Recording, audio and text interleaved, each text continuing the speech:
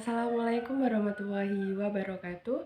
Sebelum saya menyampaikan materi, izinkan saya perkenalkan terlebih dahulu. Saya Intan Nurjanatul Laila dengan NIM 2769. Di sini saya akan menyampaikan penerapan pentahelik dalam pengembangan UMKM. Pentahelik atau multi pihak merupakan unsur kolaborasi yang menggabungkan berbagai pihak, diantaranya akademi, business, community atau komunitas, government, dan media. Konsep pentahelik yang menggabungkan peran akademisi, badan usaha atau bisnis, komunitas, pemerintah, dan media bertujuan untuk mengembangkan inovasi pengetahuan yang memiliki potensi bertransformasi menjadi produk maupun jasa yang bernilai dan bermanfaat bagi masyarakat.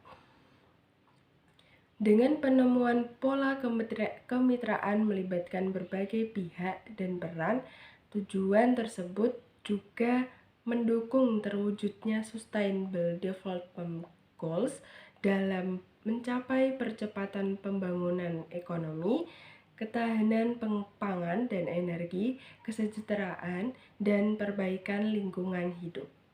Pentahelik adalah sebuah model inovatif pengembangan dari model quadruple helix yang menghubungkan akademisi, praktisi, bisnis, komunitas, pemerintah, dan media untuk menciptakan ekosistem berdasarkan kreativitas dan pengetahuan, di mana yang diharapkan dari konsep ini adalah sebuah solusi untuk pengembangan kreativitas, inovasi, dan teknologi pada industri kreatif. Unsur pentahelik ini semula berupa triple helix dengan unsur-unsur akademis, business sektor, government, yang kemudian ditambahkan dengan satu unsur civil society atau komunitas yang menjadi quadruple helix untuk menampung perspektif masyarakat. Dalam hal ini merupakan masyarakat berbasis media dan budaya yang juga telah menjadi bagian menyeluruh dari inovasi di abad 21 kini.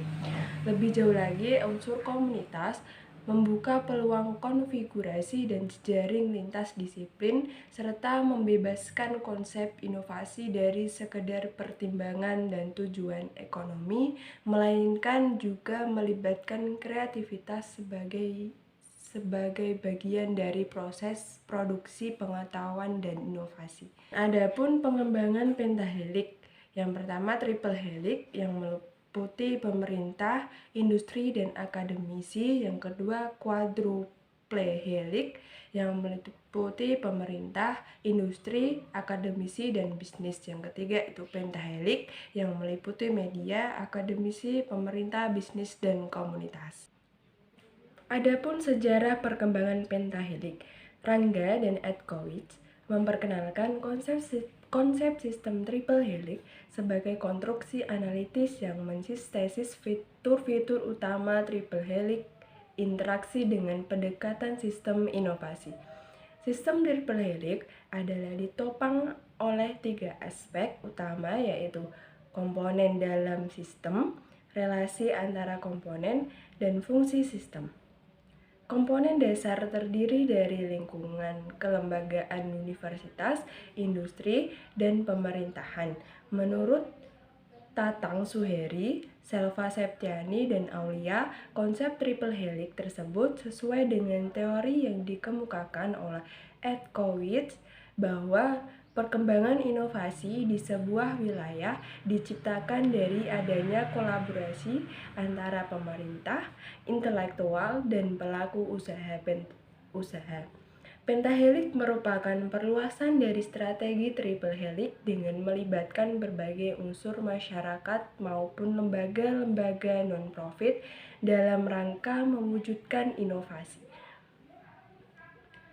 Melalui kolaborasi sinergis tersebut diharapkan terwujud suatu inovasi yang didukung oleh berbagai sumber daya yang berinteraksi secara sinergis.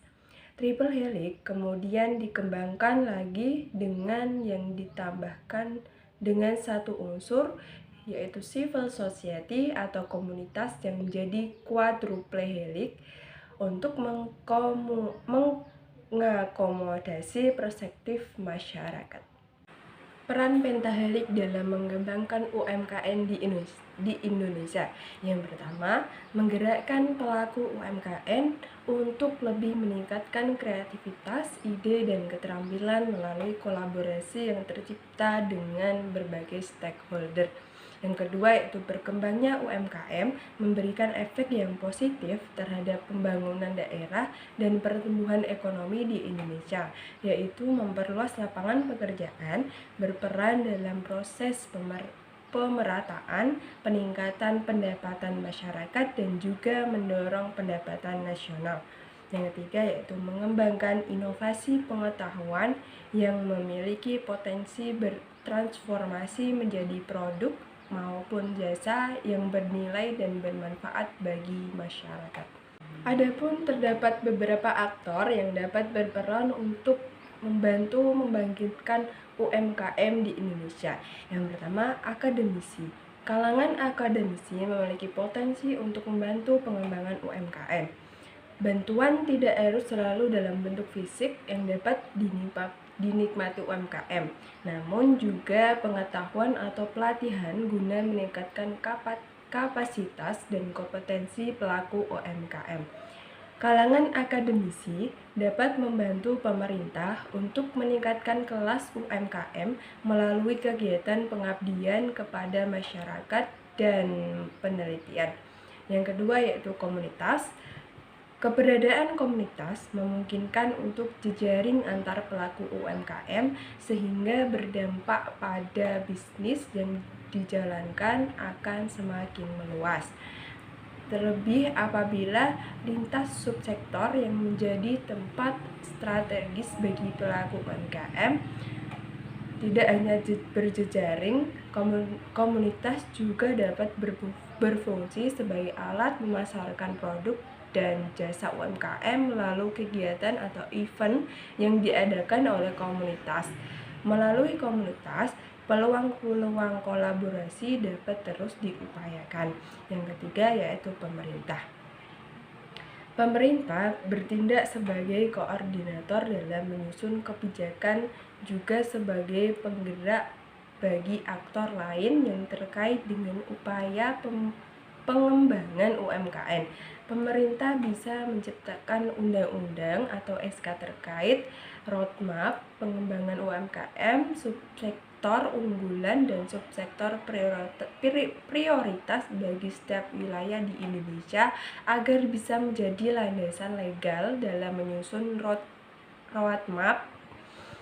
Yang keempat yaitu pelaku UMKM. Para pelaku UMKM bisa menciptakan forum yang digunakan sebagai alat komunikasi antar pelaku UMKM dan juga investor. Para pelaku UMKM ini juga dapat berkumpul dan berjejaring di CEO Working Space. CEO Working Space ini ditunjukkan untuk para pelaku UMKM agar berkolaborasi lintas sektor dan bisa mengadakan berbagai acara atau event kreatif. Yang kelima yaitu media. Media memainkan peran penting dalam menghubungkan semua aktor utama dengan pasar industri baik yang berskala nasional maupun berskala global. Media juga bisa sebagai alat promosi bisnis yang dapat mempermudah para pelaku UMKM. Baik, terima kasih. Itulah penjelasan mengenai penerapan Pentahelix dalam pengembangan UMKM. Sekian dari saya, semoga penjelasan dari saya bermanfaat. Apabila ada salah dalam penyampaian, disengaja maupun tidak disengaja, mohon sekiranya dimaafkan. Terima kasih. Wallahul muwaffiq ila aqwamit thoriq. Wassalamualaikum warahmatullahi wabarakatuh.